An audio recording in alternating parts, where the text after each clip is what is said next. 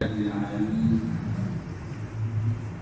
والصلاة والسلام على رسول الله وعلى آله وصحبه أجمعين ومن تبعهم بإحسان إلى يوم الدين. أشهد أن لا إله إلا الله وحده لا شريك له وأشهد أن محمدا عبده ورسوله. أما بعد، باب آداب قضاء الحاجة. قضائے حاجت پوری کرنے کے آداب، یعنی آدمی اگر قضائے حاجت کے لیے جا رہا ہے، استنجا کے لیے بیت الخلا جا رہا ہے، تو اس کے آداب کیا ہیں، اس کا طریقہ کیا ہے. تو یہاں جو سب سے پہلی حدیث نقل کی گئی ہے، حضرت انس بن مالک رضی اللہ تعالیٰ عنہ کہتے ہیں کہ رسول اللہ صلی اللہ علیہ وسلم جب بیت الخلا جاتے تھے تو اپنی انگوٹھی اتار دیتے تھے، لیکن یہ حدیث صحیح نہیں ہے. کہتے ہیں وہ معلول، یہ حدیث معلول ہے، صحیح نہیں ہے. دوسری حدیث حضرت انس رضی اللہ تعالیٰ عنہ سے ہے، وہ کہتے ہیں کہ کان النبی صلی اللہ علیہ وسلم اذا دخل الخلاء، کہ اللہ کے رسول صلی اللہ علیہ وسلم جب بیت الخلاء داخل ہوتے تھے کہتے تھے اللہم انی اعوذ بک من الخبث والخبائث، کہ اللہ میں تیری پناہ چاہتا ہوں خبیث اور خبیثوں سے. خبیث اور خبائث یہ دو چیزیں ہیں. ایک اور حدیث ہے کہ اللہ کے رسول صلی اللہ علیہ وسلم نے فرمایا کہ اذا دخل احدکم الخلاء فلیقل بسم اللہ، جب تم میں سے کوئی بیت الخلاء میں داخل ہو رہا ہو تو بسم اللہ کرے. بسم اللہ کیا ہوگا؟ کہتے ہیں تستر بین اعین الناس بین اعین الجن وعورات الناس، وہ کما قال، کہ یہ سترہ بن جائے گا، آڑ بن جائے گا انسان کی شرمگاہ اور شیطانوں کے نگاہوں کے درمیان. تو معلوم یہ ہوا بیت الخلاء میں داخل ہونے سے پہلے بسم اللہ کہنا، پھر اللہم انی اعوذ بک من الخبث والخبائث کہنا، اور بایاں پیر پہلے اندر داخل کرنا. یہ پہلی اور بنیادی چیز ہے. معلوم یہ ہوا کہ آدمی بیت الخلاء میں داخل ہونے کے لیے جب جائے تو پہلے بسم اللہ کہنا. اعوذ اللہم انی اعوذ بک، اے اللہ میں تیری پناہ چاہتا ہوں من الخبث والخبائث. خبث الخبائث، جنات اور خبیث دونوں کا ذکر کیا ہے، کیونکہ جنات زیادہ تر گندگیوں میں پائے جاتے ہیں. دوسری چیز خبیث انسان کے پیشاب و پاخانہ کو بھی کہا گیا، جیسا کہ اللہ کے رسول صلی اللہ علیہ وسلم کی حدیث ہے. آگے دو چار چیپٹر کے بعد حدیث کا ذکر ہے کہ رسول اللہ صلی اللہ علیہ وسلم نے فرمایا کہ لا یصلین احدکم وهو یدافع الخبیثین، تم میں سے کوئی بھی آدمی خبیثوں سے لڑ کر نماز نہ پڑھے. خبیثوں سے لڑ کر نماز نہ پڑھے مطلب انسان کو پیشاب لگا ہو اور زبردستی روک کر کے نماز پڑھنا، انسان کو پاخانہ کی حاجت ہو اور زبردستی روک کر کے نماز پڑھ رہا ہے تو کہا کہ یدافع الخبیثین، دو خبیثوں سے لڑ کر کے نماز پڑھ رہا ہے. تو اللہ کے رسول صلی اللہ علیہ وسلم نے فرمایا کہ کوئی بھی آدمی ہرگز پیشاب و پاخانہ کو روک کر کے نماز نہ ادا کرے. تو یہاں پیشاب و پاخانہ کو بھی خبیث کہا گیا، کیونکہ اللہ کی پناہ اس لیے مانگی جا رہی ہے کہ کسی انسان کا اگر قضائے حاجت رک جائے تو یہ بہت بڑی مصیبت ہے.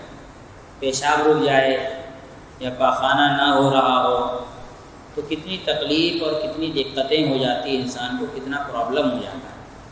پھر انسان کو پتہ نہیں کتنی ساری دوائیں اور بہت ساری ٹریٹمنٹس کرنا پڑتا ہے جب انسان کے پیشاب و پاخانہ میں دقت اور پریشانی ہو. انسان اگر جائے اطمینان کے ساتھ قضائے حاجت کرے، پورے اچھی طریقے سے فارغ ہو لے، یہ اللہ رب العالمین کی طرف سے بہت بڑی رحمت ہے۔ اسی لیے یہ کہا گیا کہ جب بیت الخلاء میں داخل ہو تو کہو اللہم انی اعوذ بک من الخبث والخبائث، جناتوں سے بھی اور ان شر سے بھی جو پیشاب و پاخانہ کے رک جانے سے انسان کو درپیش آ سکتی ہے۔ تو یہ حدیث بہت ساری حدیثوں کی کتاب میں صحیح بخاری، مسلم، ترمذی، نسائی، ابو داؤد، ابن ماجہ، اسی طرح سے مسند احمد، ان 7 کتابوں میں یہ حدیث موجود ہے۔ اسی لیے کہتے ہیں اخرجہ السبعہ۔ وعن انس رضی اللہ تعالی عنہ، اسی طرح انس رضی اللہ تعالی عنہ سے ایک اور حدیث ہے کہ کان رسول اللہ صلی اللہ علیہ وسلم یدخل الخلاء، کہ رسول اللہ صلی اللہ علیہ وسلم جب بیت الخلاء میں داخل ہوتے تھے فاحمل انا وغلام النحبی، تو میں اور میرے طرح ایک اور غلام ادوات من ماء وعنزۃ، رسول اللہ صلی اللہ علیہ وسلم کے لیے نیزہ اور اسی طرح پانی کا برتن لے کر جایا کرتے تھے۔ فیستنجی بالماء، تو اللہ کے رسول صلی اللہ علیہ وسلم پانی سے استنجا کیا کرتے تھے۔ یہ صحیح بخاری اور صحیح مسلم کی حدیث ہے۔ مطلب کیا ہوا، اللہ کے رسول صلی اللہ علیہ وسلم کو جب کبھی قضاء حاجت کے لیے جانے کی ضرورت پڑتی تھی تو پانی کا برتن حضرت انس رضی اللہ عنہ لے لیتے تھے، اور ایک صحابی تھے وہ ایک لاٹھی یا تیر یا بھالا لے لیا کرتے تھے تاکہ تھوڑا دوری کی طرف اگر جا رہے ہیں کہ سانپ بچھو ہو تو اس کو مار دیا جائے، لے جا کر کے رکھ کر کے آ جاتے تھے، پھر اللہ کے رسول صلی اللہ علیہ وسلم جا کر کے استنجا وغیرہ کیا کرتے تھے۔ اس سے 2 چیزیں معلوم ہوئی۔ پہلی چیز یہ ہے کہ حضرت انس رضی اللہ تعالی عنہ رسول اللہ صلی اللہ علیہ وسلم کی کس طرح سے خدمت کیا کرتے تھے، کس طرح سے خدمت کرتے تھے۔ آج کے زمانے میں تو بہرحال بیت الخلاء میں نل ہے، اوپر ٹنکی ہے، اسے ضرورت نہیں ہے کہ کوئی بیت الخلاء جا رہا ہو تو اس کے لیے پانی رکھا جائے نا۔ گاؤں دیہات میں ہوتا ہوگا بہت ساری جگہ، ورنہ آج کل تو گاؤں دیہات میں بھی بہت خرچہ تو ہوتا نہیں ہے کہ آدمی کیا کہتے ہیں پانی اور ٹنکی کا انتظام کرے۔ بہرحال کہیں ہوتا ہوگا، لیکن گاؤں دیہات میں مجھے ایک واقعہ یاد آ گیا، اس پر ایک واقعہ یاد آ گیا۔ گجرات کے ایک سیٹھ صاحب وہ کہہ رہے ہیں کہ میں قسم کھا کے کہتا ہوں کہ اب دوبارہ کبھی بھی مبارک پور نہیں جاؤں گا،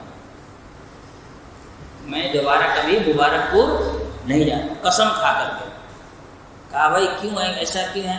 کہا میں مبارک پور گیا تھا ایک بہت بڑے عالم کے گھر، شیخ الحدیث عبید اللہ مبارک پوری رحمۃ اللہ علیہ کے گھر، تو میری اتنی خدمت کرنے لگے کہ جب میں بیت الخلاء جاتا تھا تو وہ پانی کا ڈبہ بھر کے لے جا کر کے رکھا کرتے تھے۔ مجھے بڑا دکھ ہوا کہ اتنے بڑے محدث میرے لیے بیت الخلاء میں پانی بھر کر کے رکھیں، یہ میرے لیے شرمندگی کی بات ہے، اس لیے میں دوبارہ کبھی ادھر نہیں جاؤں۔ تو معلوم یہ ہوا کہ پہلے زمانے میں بھی جب لوگوں کے گھروں میں مہمان آیا کرتے تھے تو لوگ بیت الخلاء وغیرہ میں یا غسل خانے میں پانی رکھ دیا کرتے تھے تاکہ بیچارے کو کسی قسم کی دقت اور تکلیف نہ ہو۔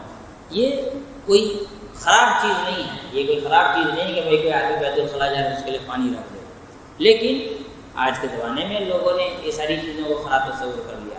بہرحال پہلی چیز تو انس رضی اللہ عنہ اور ایک صحابی، یہ دونوں رسول اللہ صلی اللہ علیہ وسلم کی اس طرح کی خدمت کرتے تھے کہ بیت الخلاء جب جانا ہوتا تھا رسول اللہ صلی اللہ علیہ وسلم کی، جیسے آگے ایک حدیث میں آج اسی بات کا ذکر موجود ہے، اللہ کے رسول باقاعدہ کہتے تھے کہ پانی لے جاؤ میں آ رہا ہوں۔ تو یہ چیز۔ دوسری چیز کیا ہوا، استنجی بالماء، پانی سے استنجا کیا کرتے تھے، پانی سے استنجا کیا کرتے تھے۔ معلوم یہ ہوا کہ استنجا کے لیے سب سے پہلی اور بنیادی چیز کیا ہے، پانی۔ سب سے پہلی اور بنیادی چیز کیا ہے، پانی۔ لوگ یہ نہ تصور کریں پانی تو پیا جاتا ہے، اس سے کیوں ہم پاخانہ اور پیشاب صاف کریں، یہ تو پینے کی چیز ہے۔ جیسے یوروپ وغیرہ کے بہت سارے ممالک میں پانی استعمال کرنے کو لوگ معیوب سمجھتے ہیں، بیت الخلاء میں ویسے پانی استعمال کر کے اس کو تو پیا جاتا ہے نا، تو اس لیے پانی وغیرہ کا استعمال بہت ساری جگہوں پہ لوگ نہیں کرتے ہیں۔ ایسا کچھ نہیں ہے، پانی یہ پاکیزگی کا، طہارت کا پہلا اور بنیادی سورس ہے۔ اگر پانی نہ ہو تو پرانے زمانے میں لوگ کیا استعمال کرتے تھے، اس کے آگے وہ حدیث موجود ہے، ڈھیلا وغیرہ کا استعمال ہوتا تھا۔ آج کے زمانے میں تو بہت اچھے قسم کے ٹیشو پیپرس آ گئے ہیں، اسی طرح سے بہت سارے ٹیشو پیپرس تو آ گئے ہیں، جس طرح سے ٹیشو ہم لوگ بولتے ہیں تو کچھ اور بولتے ہوں گے میڈیکلی، کیا بولتے ہیں اس کو، جو بچوں کے لیے استعمال ہوتا ہے جس میں کیمیکلس لگے ہوتے ہیں، وائپس۔ وہ استعمال کیا جاتا ہے۔ تو بہرحال میں تو یہ سمجھتا ہوں بہت سارے لوگوں کو میں یہ کہتا بھی ہوں کہ ٹرین پہ سفر کرو تو یہ سب رکھا کرو، لیکن ٹرین میں کوئی گارنٹی نہیں ہے کہ پانی ملے نہ ملے۔ ہندوستان کے ریل میں کوئی گارنٹی نہیں کہ پانی ملے یا پانی نہ ملے، تو استنجا کرنے کے جب ٹرین پہ ٹھیلا تو نہیں ملے گا، اس کے لیے یہ چیزیں رکھا کرو، ٹیشو یا وائپس وغیرہ رکھا کرو۔ اس کے لیے میرے بعد رحمۃ اللہ علیہ سے پوچھا گیا تو انہوں نے یہی کہا، ان کا فتویٰ باقاعدہ کہ پانی سب سے اہم اور اصل ہے۔ اگر پانی استعمال کرنے میں دقت ہو، پانی میسر نہ ہو، یا ہو سکتا ہے کہ چھوٹا بچہ ہو جس کو لوز موشن ہو گیا ہو، سردی کا موسم ہو، بار بار دھلائیں گے تو سردی لگ جائے گی، دقت ہوتی ہے چھوٹے بچے کو، تو یہ ساری چیزیں استعمال کریں، اس سے صاف کر لیا کریں، ٹیشو ہو، وائپس وغیرہ ہو، یہ اس طرح سے کوئی کپڑا وغیرہ ہو اس کا بھی استعمال کیا جا سکتا ہے، تو معلوم ہوا کہ استنجا اور طہارت اور پاکیزگی کے لیے سب سے پہلا اور بنیادی سورس کیا ہے؟ سب سے پہلا اور بنیادی سورس ہے پانی کا استعمال، وَيَسْتَنْجِيَ بِالْمَاءِ۔ اس کے بعد جو حدیث ہے وہ ہے حضرت مغیرہ ابن شعبہ رضی اللہ تعالیٰ عنہ سے کہتے ہیں، فقال علی النبی صلی اللہ علیہ وسلم خذ الادوات۔ مغیرہ ابن شعبہ رضی اللہ عنہ کہتے ہیں کہ اللہ کے رسول صلی اللہ علیہ وسلم نے مجھ سے کہا کہ پانی کا برتن اٹھا لو، فانطلق حتى ترى عني۔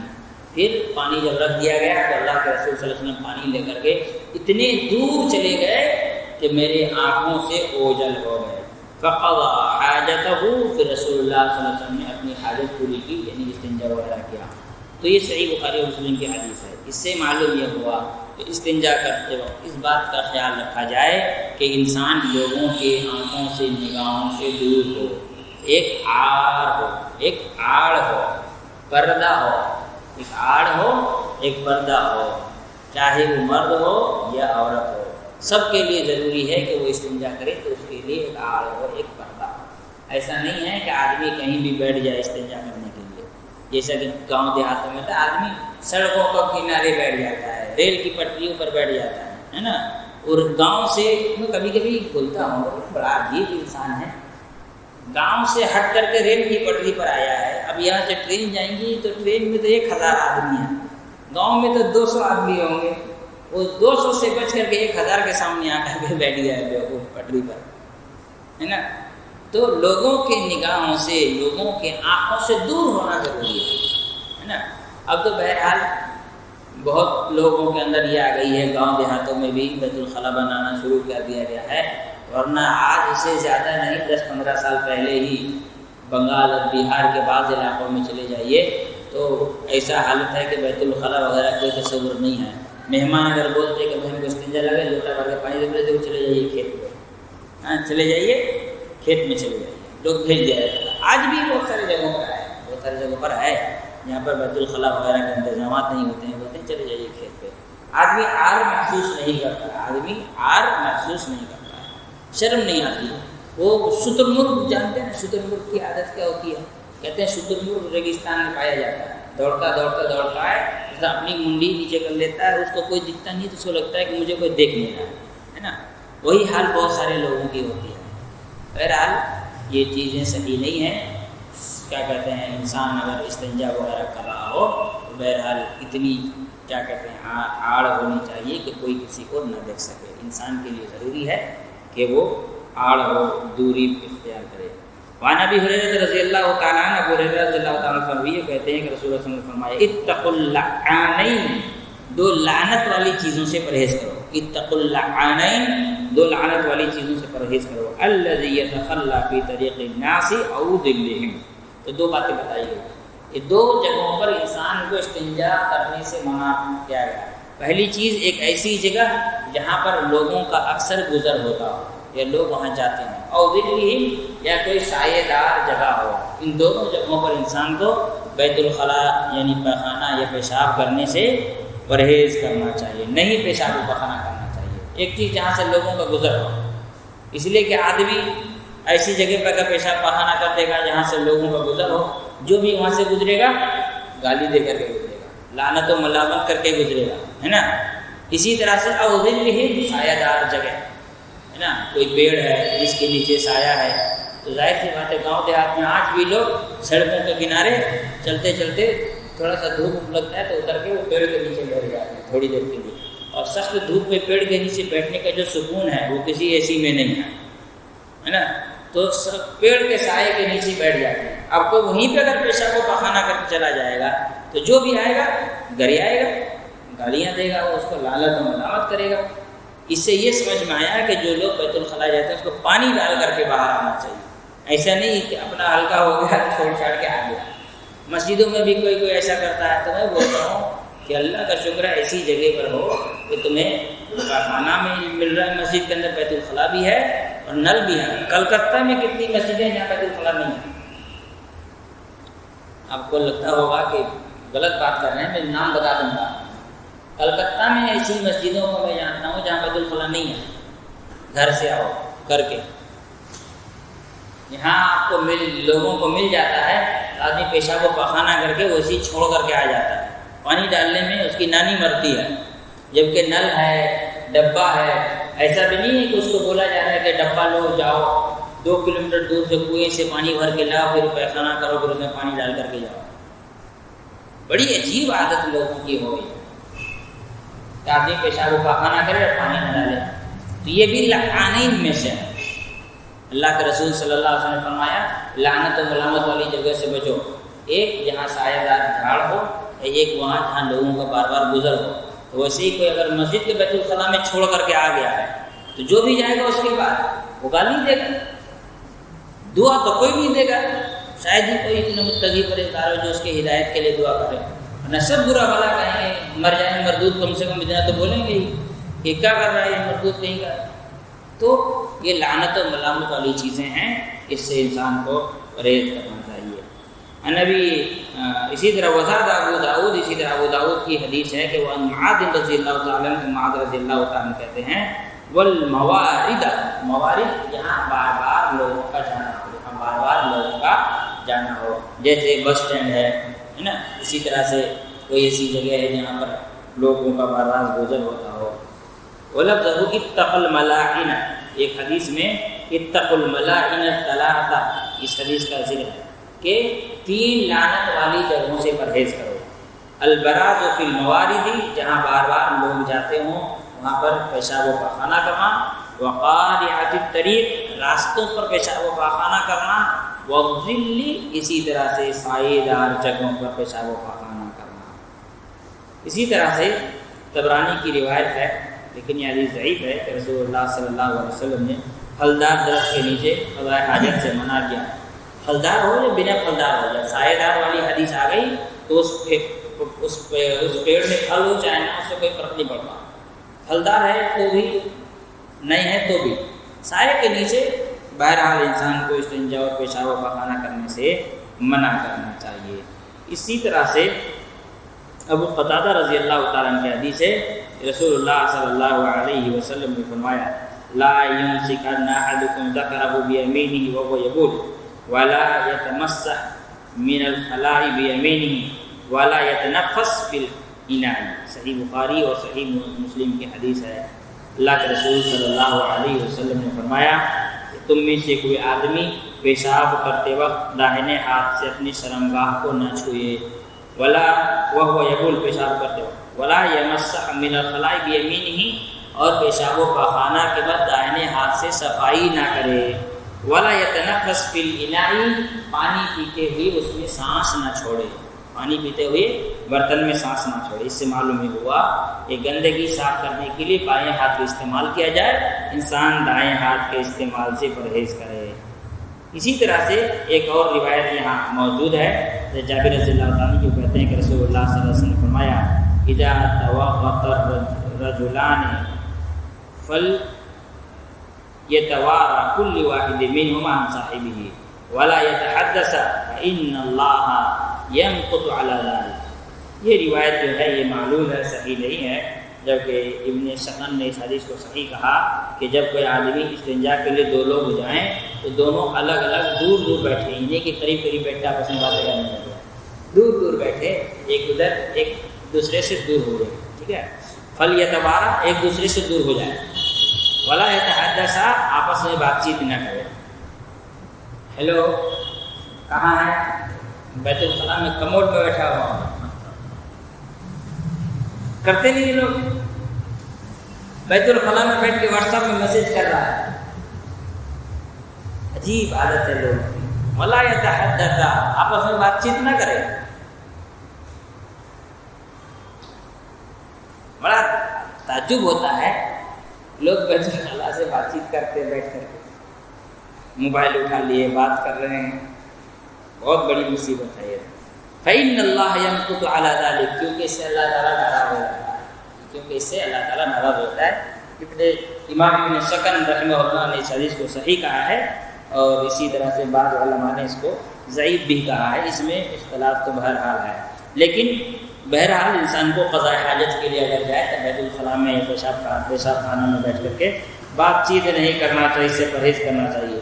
अन सलमान रज़ियल्लाहु तआला अन्हु क़ाल लक़द नहाना रसूलुल्लाह सल्लल्लाहु अलैहि वसल्लम अन नस्तक़बिल क़िबलत बिग़ाइतिन अव बौलिन अव नस्तंजी बियमीनिन अव नस्तंजी बिअक़ल्ल मिन सलासति अहजारिन अव अन नस्तंजी बिरजीइन अव इज़ामिन। सही मुस्लिम की हदीस है। सलमान फारसी रज़ियल्लाहु तआला बयान करते हैं कि रसूलुल्लाह सल्लल्लाहु अलैहि वसल्लम हमको मना किया कि पेशाब व पाखाना करते क़िबले की तरफ मुँह करना या पीठ करना, इन दोनों से मना किया।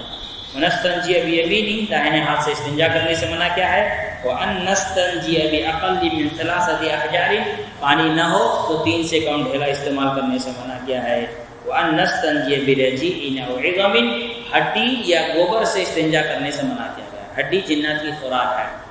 हड्डी को अगर इंसान पेशाब पाखाना कर दे या हड्डी से इस्तिंजा कर दे तो फिर जिन्नात उसके सर पर चढ़ जाएगा। और रजीइन, इसी तरह से क्या कहते हैं, गोबर कहा जाता है कि ये भी वल्लाहु अलम कहाँ तक सही है, लेकिन इस तरह की भी रिवायतें मिलती है कि गोबर भी जिन्नात की खुराक है, गोबर भी जिन्नात की खुराक है।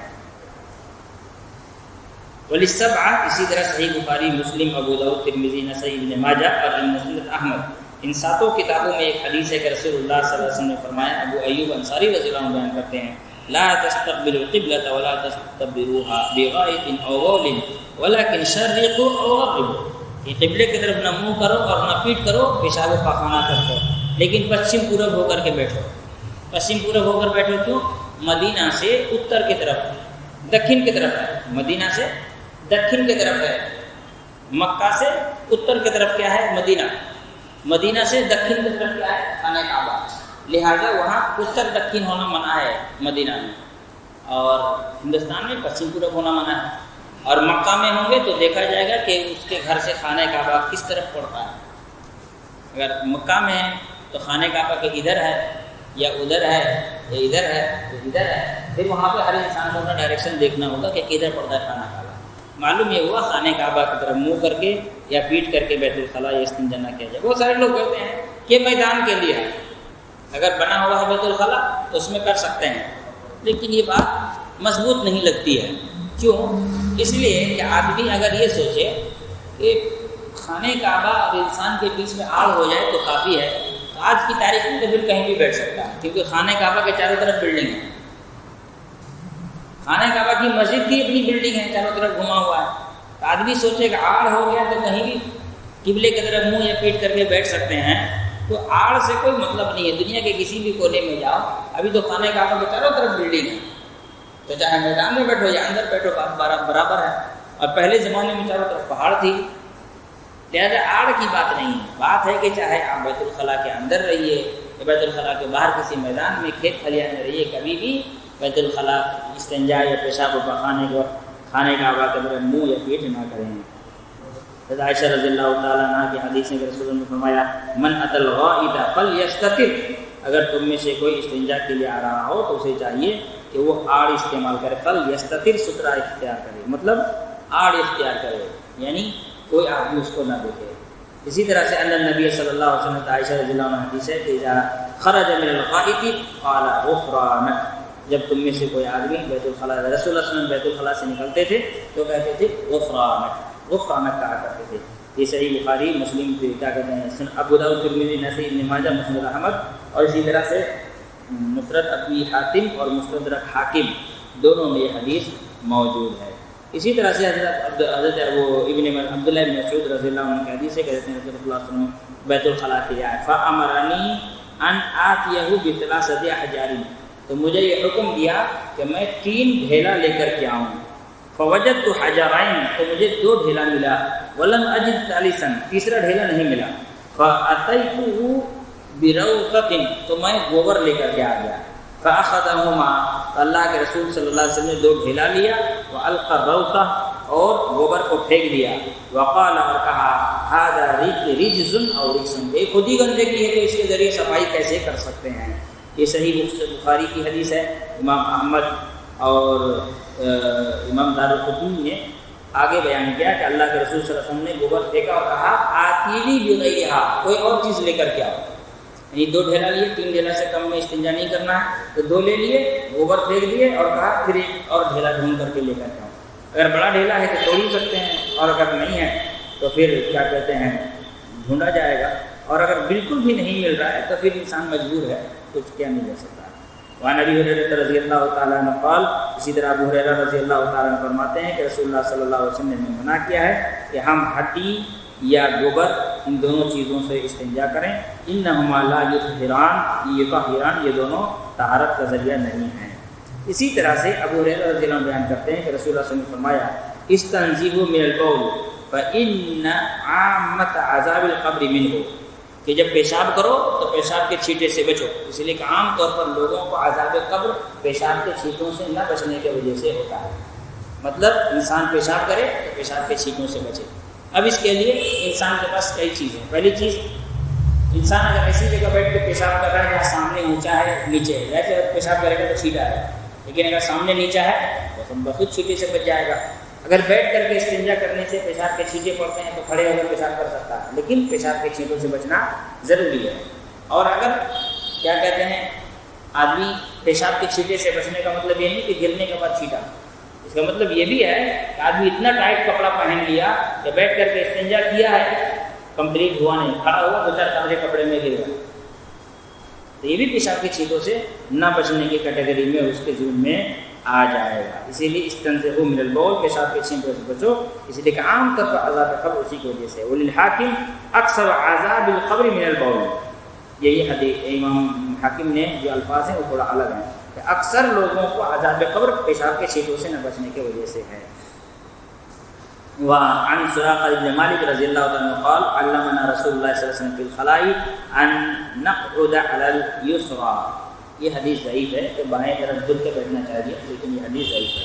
وعن عیسیٰ بن یزداد عن ابیہ قال قال رسول اللہ صلی اللہ علیہ وسلم اذا بال احدکم فلیستنزہ فلیستتر.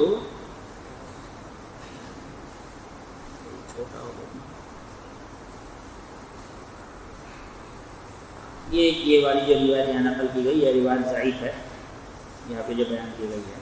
وعن ابن عباس رضی اللہ عنہ ان رسول اللہ صلی اللہ علیہ وسلم سأل اہل قباء قال ان اللہ یثنی علیکم قالوا انا نتبع الحجارۃ الماء. ایک بہت مشہور واقعہ ہے کہ اللہ کے رسول صلی اللہ علیہ وسلم نے اہل قباء سے پوچھا کہ اللہ تعالیٰ تمہاری بڑی تعریف کیا ہے، کیا وجہ ہے؟ تو کہا کہ ہم لوگ پہلے ڈھیلا استعمال کرتے ہیں پھر پانی استعمال کرتے ہیں، لیکن یہ حدیث ضعیف ہے. وَأَصْلُهُ فِي أَبِي داؤد ترمذی وَصَحَحَهُ ابن خزیمہ من حدیث رضی اللہ عنہ بدون ذکر الحجارہ. لیکن کہتے ہیں کہ پانی استعمال کرنے کا ذکر ہے اہل قباء کے بارے میں، لیکن پتھر استعمال کرنا پھر پانی استعمال کرنا یہ غلو ہے. اور اس طرح اس سے متعلق جو حدیث ہے وہ حدیث ضعیف ہے. یہاں کچھ چیزیں ہیں جو استنجا کے آداب میں اس کتاب میں مذکور نہیں تھا، میں وہ ایک دو بات اور، جیسے آدمی استنجا کرے تو اس بات کا خیال رکھے چوہے کے بل یا سانپ کے بل یا چونٹی کے بل ان تمام چیزوں میں پیشاب و پخانہ نہ کرے، اس سے دوسرے جانوروں کو تکلیف ہوتی ہے اور بسا اوقات انسان کے لیے مضر ہوتا ہے، اس لیے کہ بلوں میں جن و شیطان بھی ہو سکتے ہیں، اس لیے ان چیزوں پر جا کے انسان پیشاب و پخانہ نہ کرے. اللہ رب العالمین سے دعا اللہ تعالیٰ ہم تمام کو سمجھ کی توفیق دے.